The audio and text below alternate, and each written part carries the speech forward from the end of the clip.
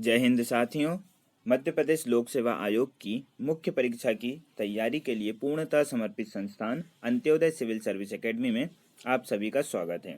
आज हम आपके बीच उपस्थित हुए हैं हमारी डेली मेंस प्रैक्टिस सीरीज 2.0 के मॉडल आंसर और डिस्कशन के साथ। इससे पूर्व भी हमारा DMP 1.0 कंप्लीट हो चुका है। इसकी PDF आपके समक्ष उपलब्ध है। यदि किसी को भी PDF इसकी चाहिए तो वह डिस्क्रिप्शन बॉक्स में दिए गए नंबर पर जाकर संपर्क कर सकते हैं। आगे देखते हैं। और आज के इस डेली मेंस प्रैक्टिस सीरीज चालू करने से पहले हम हमारी कुछ अन्य योजनाओं के बारे में भी आपको बताते हैं। जैसे मेंस के 35 टेस्ट के मॉडल आंसर आपके लिए उपलब्ध हैं। साथ ही साथ हिस्ट्री के 3 मार्कर की 1000 से अधिक क्वेश्चंस की PDF मात्र 199 में उपलब्ध है। इसी के साथ साथ यदि आप डेली मेंस प्रैक्टिस जिसका आप डिस्कशन देख रहे हैं इसे ज्वाइन करना चाहते हैं तो भी आप डिस्क्रिप्शन बॉक्स में जाकर जानकारी प्राप्त कर सकते हैं। चलिए आज के इस हम डेली मेंस प्रैक्टिस को प्रारंभ करते हैं हमारे 3 मार्कर क्वेश्चंस के साथ। 3 मार्कर में हमारा पहला क्वेश्चन है 11वीं अनुसूची के विषय क्या है। तो पंचायतों को प्राप्त अधिकार व कार्यों से संबंधित है आपकी 11वीं अनुसूची। आप लोग सभी जानते हैं कि 73वां संविधान संशोधन अधिनियम इसी से संबंधित है। हम विषयों की बात कर लेते हैं। भूमि विकास हो, भूमि सुधार लागू करना हो, यह सब 11वीं अनुसूची के अंतर्गत आते हैं। साथ ही साथ पशुपालन, दुग्ध व्यवसाय, मत्स्य पालन, इसी के साथ साथ लघु वन उत्पत्ति, वनोपज, खादी ग्राम एवं कुटीर उद्योग आदि ये सभी 11वीं अनुसूची के विषय हैं। देखिए पंचायती राज व्यवस्था अत्यंत ही इंपॉर्टेंट है। 3 मार्कर में इसके पूछे जाने की संभावना हमेशा रहेगी। चलिए चलते हैं हम अगले क्वेश्चन की ओर। हमारा 3 मार्कर में अगला क्वेश्चन है 12वीं अनुसूची के विषय बताइए। आप लोग सभी जानते हैं कि 12वीं अनुसूची नगर पालिकाओं के कार्यों व शक्तियों से संबंधित है। 74वां संविधान संशोधन के थ्रू ये आई हैं। इसमें हम बता देते हैं कि आर्थिक एवं सामाजिक विकास योजना, सड़क एवं पुल का निर्माण, साथ ही साथ लोक स्वास्थ्य, स्वच्छता, सफाई, कूड़ा करकट प्रबंधन आदि नगर पालिकाओं के विषय हैं। आप लोग जानते ही हैं कि अभी जो भारत में एक क्रम चला है कि हर वर्ष स्वच्छता अभियान चलाया जाता है और उसके हिसाब से रैंकिंग की जाती है। आप लोग सभी जानते हैं कि वहां पर नगर निगम की रैंकिंग की जाती है कि किस नगर निगम ने किस हिसाब से काम किया। कि इंदौर नगर निगम फर्स्ट पे रहा, भोपाल नगर निगम फर्स्ट पे रहा। तो ध्यान रखिएगा, लोक स्वास्थ्य हो, स्वच्छता हो, सफाई हो, कूड़ा करकट प्रबंधन हो, यह सभी नगर निगम या नगर पालिकाओं से संबंधित विषय हैं। इसी के साथ साथ कहीं आग लग जाए तो अग्निशमन सेवाएं भी नगर निगम के अंतर्गत ही आती हैं। यह जो आपकी 12वीं अनुसूची में 18 विषय हैं उसी के अंतर्गत शामिल है। चलिए बढ़ते हैं हम अगले क्वेश्चन की ओर। अगला क्वेश्चन था हमारा लोकायुक्त। आप लोग सभी जानते हैं कि लोकायुक्त एवं लोकपाल अधिनियम 2013 से लोकायुक्त को कानूनी मान्यता प्राप्त हुई। क्या है ये? तो राज्य स्तर पर भ्रष्टाचार के नियंत्रण और नागरिकों की शिकायतों के निवारण के लिए यह संस्था बनाई गई है। इनकी नियुक्ति राज्यपाल के द्वारा, और इनके कार्यकाल की बात करें तो इनका कार्यकाल 5 वर्ष और 65 वर्ष की आयु जो भी पहले होता है। साथ ही साथ कई राज्यों की हम बात करें तो वहां लोकायुक्त के साथ में एक उप लोकायुक्त का पद भी सृजित किया गया है। तो आप उनका नाम भी यहाँ बता सकते हैं। यह 3 मार्कर के हिसाब से अत्यंत ही सूक्ष्म जानकारी और पर्याप्त जानकारी भी है। चलिए बढ़ते हैं हम अगले क्वेश्चन की ओर। अगला क्वेश्चन है हमारा उपभोक्ता न्यायालय।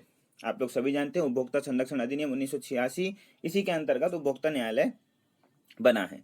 क्या करता है? तो उपभोक्ता विवादों संबंधित समस्याओं और अन्य मामलों पर यह क्या करता है? त्वरित न्याय की व्यवस्था करने का कार्य उपभोक्ता न्यायालय करता है। साथ ही साथ राष्ट्रीय स्तर पर, राज्य स्तर पर और जिला स्तरीय, इसमें भी त्रिस्तरीय उपभोक्ता न्यायालयों की व्यवस्था की गई है। इनका बंटवारा जो भी उपभोक्ता ने चीज खरीदी है उसके मूल्य के अंतर्गत इन तीनों में अंतर्गत आता है।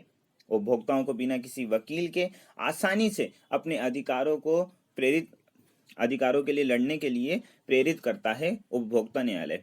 कुल मिलाकर उपभोक्ताओं के अधिकारों की पहुंच उपभोक्ताओं तक सुलभ पहुंचाने और बिना किसी खर्चे के त्वरित न्याय की व्यवस्था करने के लिए उपभोक्ता न्यायालय प्रारंभ किए गए हैं। चलिए 3 मार्कर में हम अगले क्वेश्चन की ओर चलते हैं। अन्य पिछड़ा वर्ग आयोग। क्या है देख लेते हैं। अनुच्छेद 338 ख में वर्णन है। आप लोग सभी जानते हैं कि मूल संविधान में अनुच्छेद 340 में इसका प्रावधान किया गया था कि यदि ऐसी परिस्थिति आती है तो आप एक अन्य पिछड़ा वर्ग आयोग राष्ट्रपति के पास अधिकार होगा कि ये बनाए। इसी के अंतर्गत 338 ख में अन्य पिछड़ा वर्ग आयोग बनाया गया। यह क्या कार्य करता है? तो अन्य पिछड़ा वर्ग के अधिकारों और अन्य मामलों के लिए ये जांच करेगा, उनके लिए कार्य करेगा। इनकी नियुक्ति राष्ट्रपति द्वारा की जाती है। साथ ही साथ हमने अभी बात करी कि मूल संविधान की, और वर्तमान अध्यक्ष की अगर बात करें तो भगवान लाल साहनी जी अन्य पिछड़ा वर्ग आयोग के वर्तमान अध्यक्ष हैं। चलिए चलते हैं अब हम अगले क्वेश्चन की ओर। 3 मार्कर यहाँ कंप्लीट होते हैं। अब हम बढ़ेंगे हमारे 6 मार्कर क्वेश्चंस की ओर। इस बीच मैं आपको ये बता देना चाहता हूँ कि यदि इस वीडियो से संबंधित कोई भी जानकारी आपको चाहिए, आप कमेंट बॉक्स में जाकर अपना कमेंट करें, हम उसका निवारण करने का प्रयास अवश्य करेंगे। चलिए 6 मार्कर में हमारा पहला क्वेश्चन देख लेते हैं। पहला क्वेश्चन है, लोक अदालत पर संक्षिप्त लेख लिखिए। क्या है लोक अदालत? आप लोग सभी जानते हैं कि न्याय व्यवस्था का यह एक पुराना स्वरूप है। जैसे पुराने जमाने में गांव में बैठकर आपसी समझौते के द्वारा न्याय का कार्य किया जाता था, उसी को आधार बनाकर वर्तमान समय में भी लोक अदालतों की स्थापना की गई है। क्या करती हैं लोक अदालत? इसका अर्थ है जनता की अदालत। क्या है अर्थ? जनता की अदालत। इसका आधार जो है वो है गांधीवादी दर्शन। ये गांधीवादी विचार था गांधी जी का कि हमारा देश गांवों में बसता है या छोटे स्तर पर बसता है, उसी को आधार बनाकर लोक अदालतों की स्थापना की गई है। उद्देश्य है अदालतों में लंबित मुकदमों को कम करना और त्वरित न्याय की व्यवस्था करना। आप सभी जानते हैं कि अदालतों में केस जाते हैं तो कई समय लगता है, इसीलिए निम्न स्तर के जो मामले हैं उनको लोक अदालतों के माध्यम से त्वरित निपटारे की व्यवस्था की जाती है। आगे हम बात कर लेते हैं लोक अदालत में ही कि इसकी संरचना क्या होती है। इसमें होते हैं एक अध्यक्ष जो कि न्यायाधीश होते हैं। इसमें 2 सदस्य होते हैं जिसमें सामान्यतः एक वकील और एक सामाजिक कार्यकर्ता होते हैं। इस प्रकार इनके अन्य कार्यों की बात करें तो ये इनको भी सिविल न्यायालय के समान शक्तियां प्राप्त होती हैं। यह पारंपरिक अदालतों से भिन्न समझौते और सुलह पर आधारित होते हैं। जाहिर सी बात है, यहाँ पर त्वरित न्याय करना है तो समझौता कर कर केस को आगे न बढ़ाते हुए त्वरित निर्णय दिए जाते हैं। यह है आपका लोक अदालत। पिछले कुछ वर्षों में लोक अदालत की अहमियत बहुत अधिक बढ़ गई है। आप इसे अवश्य ही तैयार करके अपने नोट्स में रखेंगे और कई बार प्रैक्टिस करेंगे तो आप आसानी से उसको मेंस के पेपर में लिख पाएंगे। चलिए चलते हैं हम अब अगले क्वेश्चन की ओर। उपभोक्ताओं को प्राप्त अधिकार बताइए। देखिए, उपभोक्ता संरक्षण अधिनियम अत्यंत ही इम्पोर्टेंट है। इससे पहले हमने उपभोक्ता न्यायालय की बात करी थी। आप चाहें तो उसको यहाँ पे भी ऐड कर सकते हैं। हम यहाँ बता देते हैं, उपभोक्ता संरक्षण एक प्रकार का सरकारी नियंत्रण है जो कि उपभोक्ताओं के हितों की रक्षा करता है, सभी लोग जानते हैं। साथ ही साथ उपभोक्ता संरक्षण अधिनियम 1986 के अनुसार कोई व्यक्ति जो अपने उपयोग के लिए सामान अथवा सेवाएं खरीदता है वह उपभोक्ता है। उपभोक्ताओं के अधिकार बताने से पूर्व उपभोक्ता की परिभाषा जानना जरूरी है। यहाँ वही बताई गई है कि कोई भी व्यक्ति जो अपने उपयोग के लिए कोई सामान खरीदेगा या सेवा खरीदेगा उसे ही उपभोक्ता कहा जाता है। अब देख लेते हैं हम उपभोक्ताओं को प्राप्त अधिकारों के बारे में। सबसे पहले है सूचना प्राप्त करने का अधिकार। उपभोक्ता को यह अधिकार है, आप कोई भी प्रोडक्ट जो भी बाजार से खरीदते हैं उसका जो बाहर से आवरण होता है, जो पैकेजिंग होती है, उसमें ये सब जानकारी होती है। सूचना प्राप्त करने का, क्या क्या मिलाया है, कैसे बना है। सुनवाई का अधिकार, उसमें वहां पर नंबर दिए जाते हैं कि इससे संबंधित आपको कोई जानकारी चाहिए तो आप इन नंबरों पर कॉल भी कर सकते हैं। साथ ही साथ शिक्षा का अधिकार है, हमें क्या बनाया है, कैसे बना है, कितने मात्रा में किस प्रोडक्ट को मिलाया गया है, वह शिक्षा देती है। सुरक्षा प्राप्त करने का अधिकार, आप लोग सभी जानते हैं कि एक्सपायरी डेट लिखी होती है जो बताती है कि कब तक ये मान्य रहेगा। साथ ही साथ चुनने का अधिकार है, आप बाजार में जाएंगे, ढेरों प्रोडक्ट आपके पास हैं, लेकिन आपको यह अधिकार है कि आपको कौन सा प्रोडक्ट खरीदना है, तो यह आपका चुनने का अधिकार है। साथ ही साथ शक्ति प्राप्त करने का अधिकार, यह अधिकार है कि आप जाकर उसके संबंध में यदि आपको प्रोडक्ट में कोई दिक्कत लगती है तो आप न्यायालय भी जा सकते हैं। इस प्रकार आप 6 अधिकार लिखेंगे, आपको अधिकतम अंक प्राप्त होंगे। चलिए अब हम चलते हैं 6 मार्कर के हमारे तीसरे और अंतिम क्वेश्चन की ओर। क्या है? सूचना आयोग पर संक्षिप्त टिप्पणी लिखिए। यहाँ कई विद्यार्थियों का एक डाउट रहा कि यहाँ सर सिर्फ सूचना आयोग लिखा था, अब हम राष्ट्रीय लिखें या राज्य स्तरीय लिखें। तो ऐसे कंडीशन में जब सिर्फ सूचना आयोग लिखा है तो आप राष्ट्रीय सूचना आयोग को ज्यादा प्रेफरेंस दें, आप चाहें तो एक दो लाइन में राज्य के सूचना आयोग का वर्णन भी कर दें। अब हम यहाँ देख लेते हैं आंसर हमारा। अंग्रेजों ने शासकीय गोपनीयता अधिनियम 1923 लागू किया। सभी जानते हैं कि यह आज का अधिनियम नहीं है, गोपनीयता अधिनियम 1923 का है। सरकार को किसी भी सूचना को गोपनीय रखने का अधिकार दिया गया। क्या है? तो संविधान में सूचना के अधिकार के संबंध में कोई चर्चा नहीं हुई। अंग्रेजों के समय में चर्चा हुई, लेकिन हमारे देश के संविधान बनते समय इसको संवैधानिक प्रावधान के रूप में किसी अनुच्छेद में शामिल नहीं किया गया।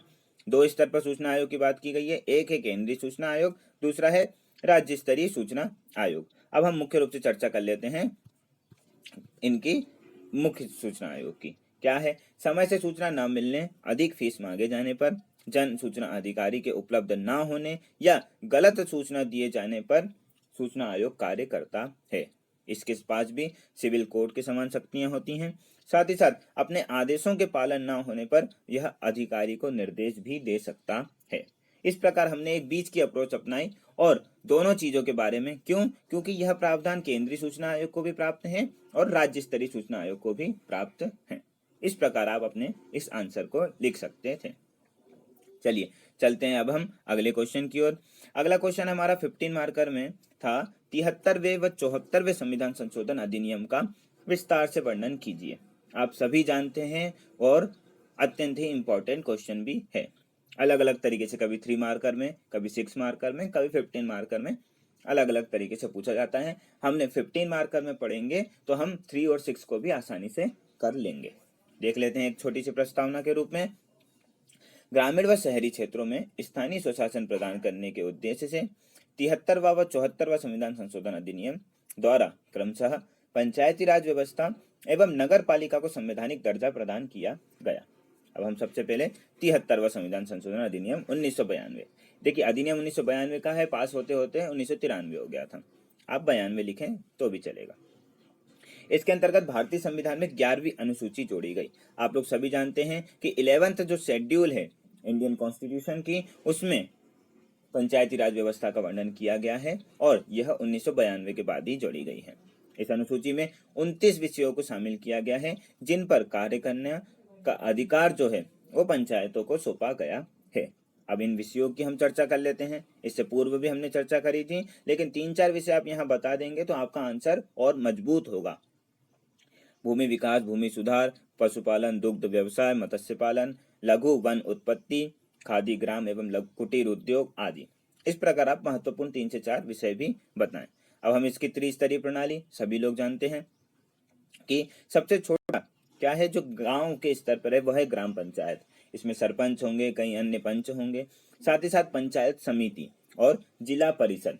पंचायत समिति को मध्य प्रदेश में जनपद पंचायत के नाम से भी जाना जाता है, जो दूसरा स्तर है त्रिस्तरीय पंचायती राज व्यवस्था का। कहीं कहीं 4 स्तर और कहीं कहीं 2 स्तर भी हैं, लेकिन यदि पूरा ओवरऑल देखा जाए तो त्रिस्तरीय ज्यादा मान्य है। आप बलवंत राय मेहता समिति को जानते ही हैं। चलिए आगे बढ़ते हैं अब हम 74वें संविधान संशोधन अधिनियम की ओर। क्या है 74वां संविधान संशोधन अधिनियम? इसके अंतर्गत भारतीय संविधान में 12वीं अनुसूची जोड़ी गई जो कि नगर पालिकाओं के कार्यों और शक्तियों से संबंधित है। इस अनुसूची में 18 विषय शामिल किए गए हैं। सभी लोग जानते हैं, कुछ विषय हम यहाँ बता देते हैं। आर्थिक एवं सामाजिक विकास योजना, सड़क एवं पुल, लोक स्वास्थ्य, स्वच्छता, सफाई और कूड़ा करकट प्रबंधन, अग्निशमन सेवाएं आदि। इसकी भी हम देख लेते हैं त्रिस्तरीय प्रणाली। त्रिस्तरीय व्यवस्था में इसके अंतर्गत नगर निगम, नगर पालिका परिषद और नगर पंचायतों की व्यवस्था की गई है। यह आप यहाँ दोनों में बताएंगे। अब हमने एक ही बार में इन दोनों के प्रमुख प्रावधानों को एक साथ लिखेंगे। कैसे लिखेंगे? आप लोग सभी जानते हैं कि कई समानताएं हैं, जो असमानताएं हैं वह बहुत ही कम है। यह है कि पंचायतों के स्तर पर वही काम जो ग्राम पंचायत करेगी, शहरी स्तर पर, जिला के स्तर पर वह काम नगर पालिकाएं करती हैं। प्रावधानों में देखा जाए 73वें एवं 74वें संविधान संशोधन में तो प्रत्येक 5 वर्ष में चुनाव कराया जाएगा। इस चुनाव का कार्य राज्य निर्वाचन आयोग करेगा। साथ ही साथ चुनाव लड़ने की न्यूनतम आयु 21 वर्ष निर्धारित की गई है। महिलाओं को कम से कम 1/3 आरक्षण की व्यवस्था का अनिवार्य प्रावधान इसमें रखा गया है। मध्य प्रदेश सरकार द्वारा 1/2 मतलब आधा 50% सीटें महिलाओं के लिए आरक्षित की गई हैं। अभी हमने देखा कि भोपाल में जो नगर निगम के चुनाव के लिए सीटों का बंटवारा हुआ है, उसमें लगभग 85 सीटों में से 82 सीटें महिलाओं को आरक्षित की 42 सीटें आधी सीटें महिलाओं को आरक्षित की गई हैं। तो यहाँ यह सीधा स्पष्ट रूप से हमें देखने को मिलता है। आगे देख लेते हैं। SC/ST समुदाय के लिए आरक्षण की व्यवस्था उस प्रदेश की जनसंख्या पर निर्भर करती है। साथ ही साथ निर्वाचन का कार्य राज्य निर्वाचन आयोग, जिसका अनुच्छेद भी आप यहाँ लिख सकते हैं 243 का के। साथ ही साथ वित्त प्रदान करता वित्त आयोग, जो राज्य वित्त आयोग होगा वह करेगा 243 का आई। आप इसे भी यहाँ बता सकते हैं। तो यह दोनों में कॉमन चीजें हैं, प्रमुख प्रावधान है, हमने यहाँ इन्हें बता दिया है। इस प्रकार आप 73वां और 74वां संविधान संशोधन की प्रमुख बातें लिखेंगे, आपको 15 मार्कर में अधिकतम से अधिकतम अंक प्राप्त होंगे। चलिए आज हम इतना ही रखते हैं। अगले उसके लिए एक और पॉलिटी का अभी बाकी है डिस्कशन, हम उसको कल सुबह ही देखेंगे। तो आपको यह वीडियो कैसा लगा, या आप अगले वीडियो में इससे बेहतर कुछ सुझाव देना चाहते हैं, क्या हो सकता है, अपनी प्रतिक्रिया कमेंट बॉक्स में जरूर दें। इस वीडियो को ज़्यादा से ज़्यादा शेयर करें, और यदि आप नए हैं हमारे चैनल में तो हमारे चैनल को सब्सक्राइब करना ना भूलें। धन्यवाद। जय हिंद, जय भारत।